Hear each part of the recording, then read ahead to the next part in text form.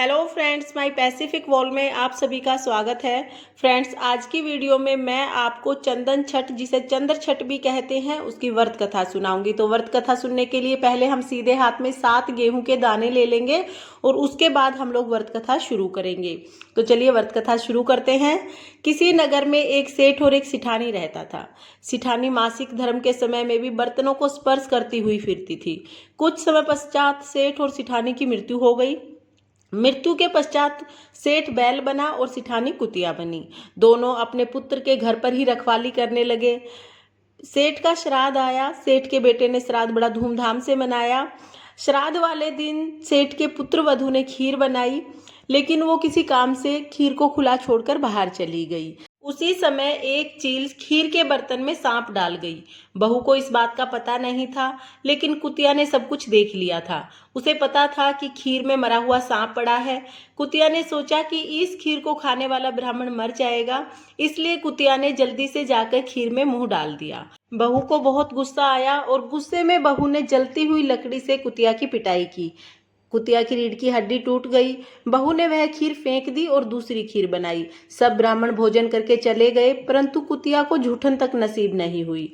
रात होने पर कुतिया और बैल बातें करने लगे। कुतिया बोली, आज तुम्हारा श्राद्ध था, तुम्हें तो खूब अच्छा अच्छा खाना मिला होगा। मुझे तो आज कुछ भी खाने को नहीं मिला, उल्टे मेरी पिटाई भी हुई। उसने खीर और सांप वाली सारी बात बैल को बताई। बैल बोला, आज तो मैं भी भूखा हूँ, कुछ खाने को नहीं मिला।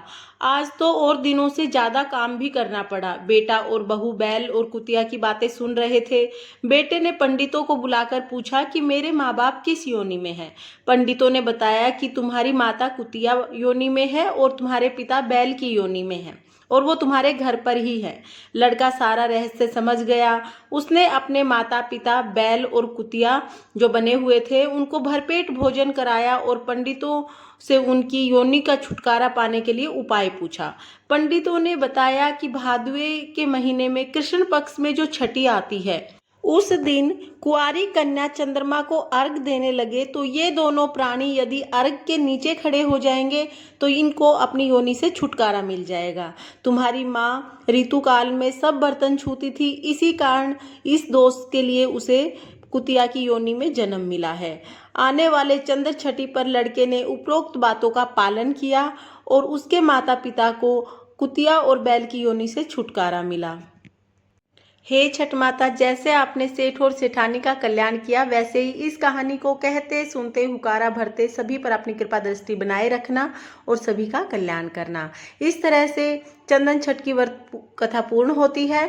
इसके बाद हम लोग एक गणेश जी की कथा जरूर कर लेंगे, विनायक जी की कथा।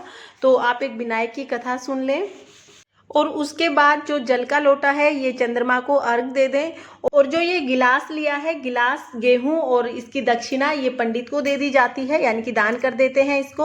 और जो भी भोग चढ़ाया है उसको प्रसाद स्वरूप आप बांट दें। तो इस तरह से चंद्र छठ की व्रत कथा पूर्ण होती है। अगर आपको वीडियो पसंद आई हो तो वीडियो को लाइक करें और अगर आपने अभी तक मेरे चैनल माय पैसिफिक वॉल को सब्सक्राइब नहीं किया है तो प्लीज़ सब्सक्राइब कर लें और बेल आइकन को भी प्रेस कर दें ताकि मेरी आने वाली वीडियोज़ का नोटिफिकेशन आपको मिल जाए। देखने के लिए बहुत बहुत धन्यवाद। राधे राधे।